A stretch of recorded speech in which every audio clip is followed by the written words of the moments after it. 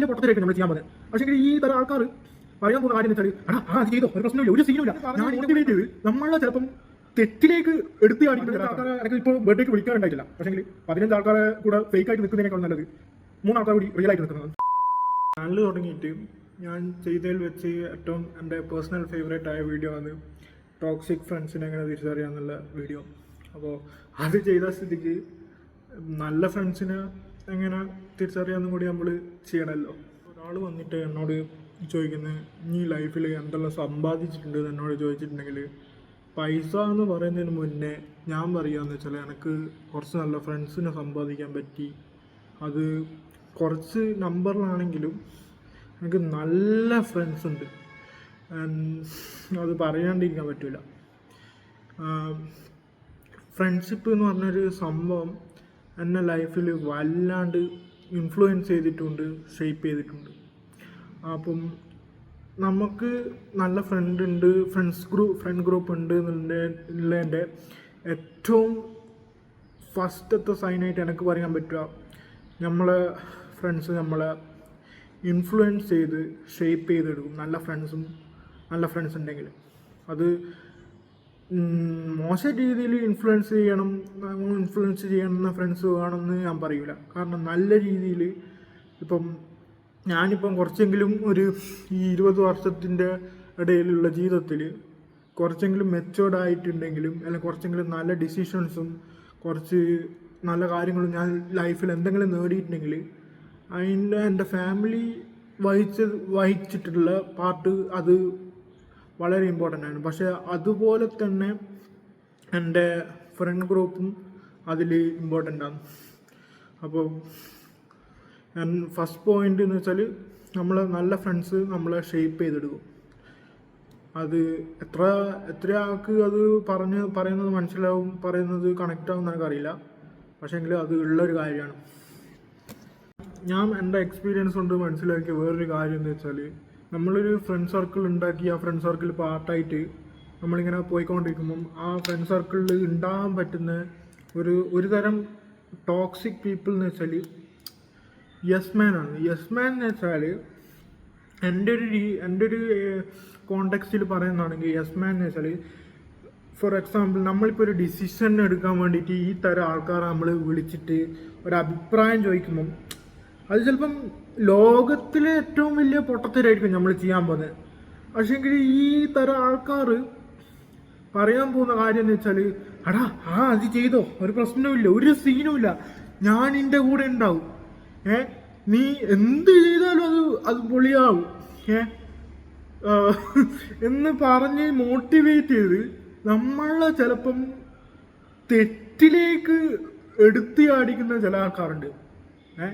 ഇത് ശരിക്കും ഞാൻ ടോക്സിക് ഫ്രണ്ട്സ് വീഡിയോയിൽ പറയേണ്ട കാര്യമാണ്, പക്ഷേ ഇത് ഞാൻ വിട്ടുപോയതാണ്. അപ്പം എന്ത് ഒരു ഫ്രണ്ട് സർക്കിളിൽ ഉണ്ടാകാൻ പാടില്ല എന്ന് പറഞ്ഞാൽ നമ്മളെ ഫ്രണ്ട് സർക്കിളിൽ ഒരു യെസ് മാൻ ഒരിക്കലും ഉണ്ടാകാൻ പാടില്ല. അതാണ് എൻ്റെ ലൈഫ് എക്സ്പീരിയൻസ് കൊണ്ട് ഞാൻ പഠിച്ചത്. ചെറുപ്പത്തിൽ എൻ്റെ ബർത്ത്ഡേ ഒരു 16 വയസ്സിൽ എൻ്റെ ബർത്ത്ഡേ പാർട്ടിക്ക് എൻ്റെ എത്ര ഫ്രണ്ട്സ് എൻ്റെ വീട്ടിൽ വരും എന്ന് വെച്ചാൽ 15, 16, 20 ഫ്രണ്ട്സ് എൻ്റെ വീട്ടിലേക്ക് വരും. അപ്പോൾ അന്ന് ആ 16 വയസ്സുകാരനോട് നിനക്ക് എന്താ ഇമ്പോർട്ടൻ്റ്, നിനക്ക് എത്ര ഫ്രണ്ട്സ് ഉണ്ട് എന്ന് ചോദിച്ചാൽ ആ കുട്ടി ചിലപ്പം പറയുക എനിക്ക് 30-40 ഫ്രണ്ട്സ് ഉണ്ട്, 15 ആൾക്കാർ എൻ്റെ ബർത്ത്ഡേക്ക് വന്ന്, 20 ആൾക്കാർ എൻ്റെ ബർത്ത്ഡേക്ക് വന്ന് എന്നാണ് പറയുക. പക്ഷേ 2025 അല്ലെങ്കിൽ ഇനി അങ്ങോട്ട് ഫ്യൂച്ചറിൽ എന്നോട് ചോദിച്ചാൽ നമുക്ക് എത്ര ഫ്രണ്ട്സ് ഉണ്ട്, എത്ര നമ്പർ ഓഫ് ഫ്രണ്ട്സ് ഒരിക്കലും അതൊരു ഇമ്പോർട്ടൻ്റ് അല്ല. പക്ഷേങ്കിൽ എത്ര നല്ല ഫ്രണ്ട്സ് ഉണ്ട് എന്നാണ് നമുക്ക് ലൈഫിൽ അത് ഇമ്പോർട്ടൻ്റ് ആയിട്ട് ഒരു പോയിന്റ് എത്തുമ്പോൾ അത് നമുക്ക് മനസ്സിലാവും. നമ്പറിൽ ഒരു കാര്യമില്ല. കാരണം ഈ കുറേ ആൾക്കാർ ഉണ്ടായിട്ടും അത് എപ്പോഴും അത് നമ്മളെ ലൈഫിൽ മെയിൻറ്റെയിൻ ചെയ്ത് പോകാൻ പറ്റുമെന്ന് ഒരിക്കലും പറയാൻ പറ്റില്ല. കാരണം ലൈഫിൽ ഓരോ പോയിന്റ് എത്തുമ്പം ആൾക്കാർ ഇങ്ങനെ കുറഞ്ഞുകൊണ്ടിരിക്കും. അത് ആൾക്കാർ കുറയുന്നത് നമ്മൾ ഇങ്ങനെ ഭയങ്കര വിഷമമായിട്ട് എടുത്ത് എന്താ പറയുക എനിക്ക് ഫ്രണ്ട്സ് കുറേ നിന്ന് അപ്പം എനിക്ക് എന്തോ പ്രശ്നമുണ്ട് എന്നുള്ള രീതിയിൽ ഇത് കാണാൻ തുടങ്ങിയാൽ അത് പറ്റൂല. ഇപ്പം എൻ്റെ ബർത്ത്ഡേക്ക് എനിക്ക് ഇമ്പോർട്ടൻ്റ് ആയിട്ട് എൻ്റെ ഫാമിലിയും എൻ്റെ 2, 3, 5 ഫ്രണ്ട്സ് എന്നെ ഒന്ന് ജസ്റ്റ് വിളിച്ച് വിഷ് ചെയ്താൽ തന്നെ എനിക്കതൊരു ഹാപ്പിനെസ്സായി. അല്ലാണ്ട് 15 ആൾക്കാരെ എനിക്ക് ഇപ്പോൾ ബർത്ത്ഡേക്ക് വിളിക്കാനുണ്ടായിട്ടില്ല. പക്ഷേങ്കിൽ 15 ആൾക്കാരെ കൂടെ ഫേക്കായിട്ട് നിൽക്കുന്നതിനേക്കാളും നല്ലത് 3 ആൾക്കാർ കൂടി റിയലായിട്ട് നിൽക്കുന്നത്. ഇപ്പം ഞാൻ മറ്റേ ട്രൈപോഡിൻ്റെ ലൈറ്റ് ഓൺ ആക്കിയിട്ടുള്ളത്. അപ്പം എങ്ങനെയുണ്ട്, ക്വാളിറ്റി എങ്ങനെയുണ്ട് എന്ന് എനിക്കറിയില്ല. അപ്പോൾ അടുത്ത കാര്യം എന്ന് വെച്ചാൽ ഈ ഫ്രണ്ട്ഷിപ്പ് എന്നുള്ള ഒരു കാര്യത്തിന് ഞാൻ മനസ്സിലാക്കിയിടത്തോളം ഒരു മിസ്കൺസെപ്ഷൻ ഉണ്ട്. കാരണം എന്ന് വെച്ചാൽ ചില ആൾക്കാർ പറയുന്നേക്കാം നമ്മളിപ്പം എത്ര കാലം ദൂരെയാണെങ്കിലും ഒരു കമ്മ്യൂണിക്കേഷൻ ഇല്ലെങ്കിലും നമ്മൾ പഴയതുപോലെ തന്നെ ഉണ്ടാവുമെന്ന് ചില ആൾക്കാർ ചില റീൽസിലും അല്ലെങ്കിൽ റിയൽ ലൈഫിലും പറയുന്നതായിട്ട് ഞാൻ എക്സ്പീരിയൻസ് ചെയ്തിട്ടുണ്ട്. ആ ഒരു കാര്യത്തിന് എന്നോട് ചോദിക്കുന്നതാണെങ്കിൽ എനിക്കൊരു കാര്യം പറയാൻ, ഒരു എക്സാമ്പിൾ കൊണ്ട് ഞാൻ പറഞ്ഞുതരാം. നിങ്ങൾ ഒരു ചെടി നടുന്ന്, ആ ചെടി നട്ടിട്ട് നിങ്ങൾ കുറച്ച് ഒരു ദിവസം ഒരാഴ്ചയും അതിന് എന്താ പറയുക വെള്ളമൊഴിച്ച് വളമിട്ടിട്ട് പിന്നെ അത് ഇനി തനിയെ വളർന്നോളൂ, അത് അവിടെ തന്നെ ഉണ്ടാവും, ആ ചെടി അവിടെ തന്നെ ഉണ്ടാവും എന്ന് വെച്ചാൽ അത് ആ ചെടി അവിടെ തന്നെ ഉണ്ടാവുക ഇല്ലല്ലോ. അതുപോലെ തന്നെയാണ് ഫ്രണ്ട്ഷിപ്പും. ഇപ്പം നമ്മളിപ്പോൾ ഒരു ലൈഫിലെ പല സിറ്റുവേഷൻസ് കാരണം നമ്മൾ വിട്ട് പോവാം. പക്ഷേങ്കിൽ പ്രോപ്പർ കമ്മ്യൂണിക്കേഷനും കാര്യങ്ങളും ഇല്ലെങ്കിൽ ഇനിയിപ്പോൾ അത് എത്ര കൊല്ലത്തെ ബന്ധമാണെങ്കിലും അത് ബലൂണ് പൊട്ടുന്ന പോലെ പൊട്ടിപ്പോവും.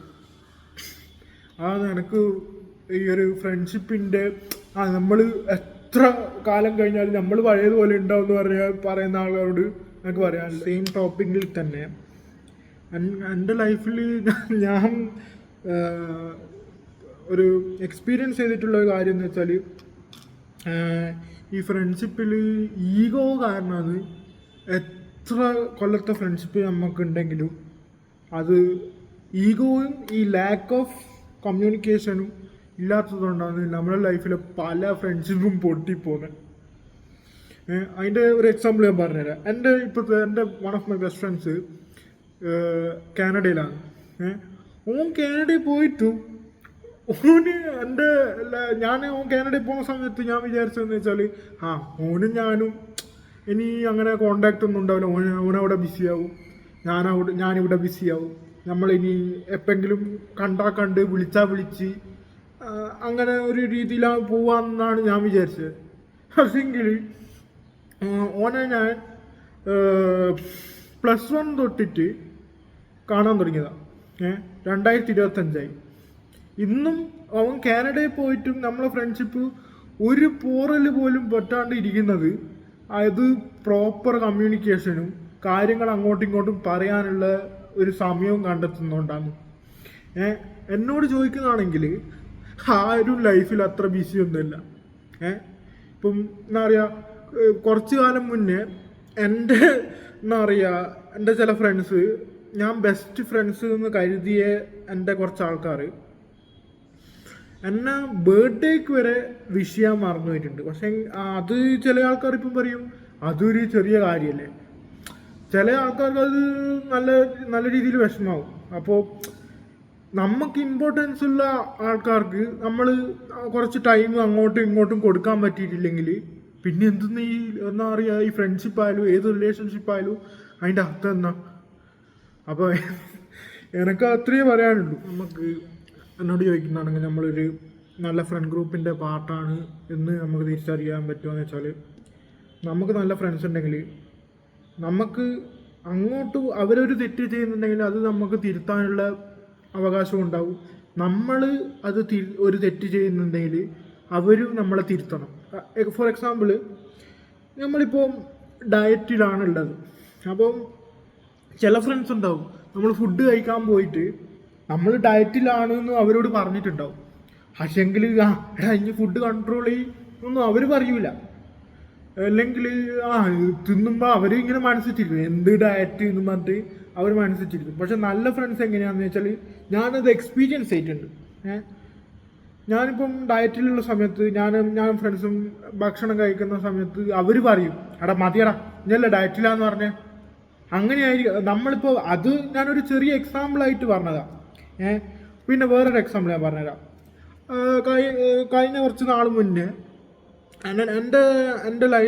എൻ്റെ മനസ്സിലൊരു ബിസിനസ് ഐഡിയ വന്നു. ഞാനിപ്പം പഠിച്ച് BBA എല്ലാം കഴിഞ്ഞപ്പോൾ ഇനി എന്ത് മുന്നോട്ട് എന്നുള്ളൊരു സമയത്ത് ചിന്തിച്ചുകൊണ്ടിരിക്കുന്ന സമയത്ത് എനിക്കൊരു ബിസിനസ് ഐഡിയ വന്നു. അപ്പം നമ്മളിപ്പോൾ ഒരു ബിസിനസ് ഐഡിയ വന്നാൽ നമ്മൾ ചെക്കന്മാരോടാണല്ലോ വിളിച്ച് സംസാരിക്കുക. അപ്പോൾ ഞാൻ ഇവനോട് ഇങ്ങനെ ഒരു ബിസിനസ് ഐഡിയ ഉണ്ട് അങ്ങനെ ഉണ്ട് എന്നെല്ലാം പറയുന്ന സമയത്ത് ഞാൻ നേരത്തെ പറഞ്ഞ പോലെ യെസ് മാൻ ആണെങ്കിൽ എന്താ പറയുക എടാ പുളി ബിസിനസ് ഐഡിയ നീ അത് ചെയ്ത് നോക്ക് അങ്ങനെ പറയാം. പക്ഷേ എൻ്റെ ഈ ഫ്രണ്ട് എന്നോട് പറഞ്ഞതെന്ന് വെച്ചാൽ എടാ നിനക്കിപ്പം എന്താ പറയുക ബിസിനസ് ചെയ്തിട്ട് എക്സ്പീരിയൻസും ഇല്ല, നീ ഇതുവരെ ബിസിനസ് ചെയ്തിട്ടുമില്ല. നിനക്ക് ബിസിനസ് ചെയ്യാൻ താല്പര്യം ഉണ്ടെങ്കിൽ നീ ആദ്യം കുറച്ച് എക്സ്പീരിയൻസ് ഉണ്ടാക്കുക, അല്ലെങ്കിൽ അതിനെ പറ്റി എന്തെങ്കിലും ഡിഗ്രി എടുത്ത് കുറച്ചും കൂടി പഠിച്ച് എന്നിട്ട് നീ ബിസിനസ് ചെയ്യാൻ നോക്ക്. അങ്ങനെയാണ് ശരിക്കും നല്ല ഫ്രണ്ട്സ് ഉണ്ടാകേണ്ടത്. നമ്മളെ കറക്റ്റ് ചെയ്യാനും നമുക്ക് അങ്ങോട്ട് കറക്റ്റ് ചെയ്യാനും സ്വാതന്ത്ര്യം ഉണ്ടാവണം. അല്ലാണ്ട് ഇപ്പോൾ നമ്മൾ ഇപ്പോൾ തെറ്റ് ചെയ്യുമ്പം അവർ നമ്മളെ കറക്റ്റ് ചെയ്യുമ്പോൾ നീ ആരുടെ ഇത് പറയാ എന്ന് നമ്മൾ മനസ്സിൽ വിചാരിച്ചിട്ട് ഈഗോം വിചാരിച്ചിരുന്നാൽ അത് നല്ല ഫ്രണ്ട്ഷിപ്പ് ആവില്ല. അത് അങ്ങോട്ടും ഉണ്ടാവണം ഇങ്ങോട്ടും ഉണ്ടാവണം. എൻഡ് ചെയ്യുമ്പോഴത്തേക്ക് എനിക്ക് ഞാൻ പറഞ്ഞൊരു ടോപ്പിക്കിലേക്ക് തന്നെയാണ് ഞാൻ തിരിച്ചു വരുന്നത്. അപ്പോൾ ഇപ്പോൾ എനിക്ക് എപ്പോഴെങ്കിലും കുട്ടികളുണ്ടാവുന്നതാണെങ്കിൽ ഞാൻ അവർ വലുതായി കഴിഞ്ഞാൽ അവരോട് പറയാൻ പോകുന്ന കാര്യം എന്ന് വെച്ചാൽ അവർക്ക് ഒരു പോയിന്റിൽ പിന്നെ കുറേ ഫ്രണ്ട്സ് ഉണ്ടാവും. അത് എൻജോയ് ചെയ്യേണ്ട അത്ര കാലം എൻജോയ് ചെയ്യുക, പക്ഷേ എങ്കിൽ അതെപ്പോഴും ഉണ്ടാവണമെന്ന് ഒരു ഉറപ്പില്ല. പിന്നെ നിങ്ങൾ ഈ ഫ്രണ്ട്സ് കുറഞ്ഞ് വരുന്നത് വലിയൊരു വിഷമമായിട്ട് കാണണ്ടെന്നാണ് എൻ്റെ ഒരു അഭിപ്രായം. കാരണം നമ്മളെ കുട്ടികൾ വലുതായി വരുമ്പോഴത്തേക്ക് നമുക്ക് നല്ല ഫ്രണ്ട്സ് ഉണ്ടെങ്കിൽ അവർ എന്താ പറയുക ജസ്റ്റ് നമ്മളെ ഫ്രണ്ട്സ് മാത്രമല്ല അങ്കിൾസും ആൻസും ആണ്. അപ്പം നമുക്ക് 10-20 അങ്കിളിനെയും ആൻറ്റിനെയും നമ്മളെ ഫ്രണ്ട്സ് കുട്ടികൾക്ക് പരിചയപ്പെടുത്താൻ പറ്റില്ല. 3-2 ആൾക്കാരല്ലേ നമുക്ക് അങ്ങനെ പരിചയപ്പെടുത്താൻ പറ്റും. അപ്പോൾ അതാണ്. പിന്നെ ഈ വീഡിയോ കുറച്ച് എനിക്ക് പേഴ്സണലാണ്. കാരണം എനിക്ക് ഒരാൾക്ക് ഈ വീഡിയോ ഡെഡിക്കേറ്റ് ചെയ്യണമെങ്കിൽ എനിക്ക് ഫ്രണ്ട്ഷിപ്പിൻ്റെ ഒരു എക്സാക്റ്റ് വാല്യൂ, ഒരു ട്രൂ ഫ്രണ്ട് എന്താണെന്ന് മനസ്സിലാക്കി തന്ന ഒരാളുണ്ട്. അപ്പം എന്താ പറയുക നമ്മൾ തമ്മിൽ കുറച്ച് കാലത്തെ ബന്ധമില്ലെങ്കിലും ഒരു ട്രൂ ഫ്രണ്ട് എന്താണ് എന്ന ഒരു സ്റ്റാൻഡേർഡ് സെറ്റാക്കി ഒരു ലൈഫിൽ നിന്ന് പോയെന്നല്ല ഒരു ലൈഫിൽ നിന്ന് കടന്നു കളഞ്ഞൊരു ഫ്രണ്ട് ഉണ്ട്. അപ്പോൾ ഞാൻ ഈ വീഡിയോ അവന് ഡെഡിക്കേറ്റ് ചെയ്യുന്നു. ഇപ്പോൾ എടാ നീ എവിടെയാണെങ്കിലും ഇത് നീ കാണുന്നുണ്ടെന്ന് ഞാൻ വിചാരിക്കുന്നു. അപ്പം ഈ വീഡിയോ ശരിക്കും ഫ്രണ്ട്ഷിപ്പ് ഡേന് അപ്ലോഡ് ചെയ്യേണ്ടേനും. അപ്പം belated happy friendship day to all my friends and brothers.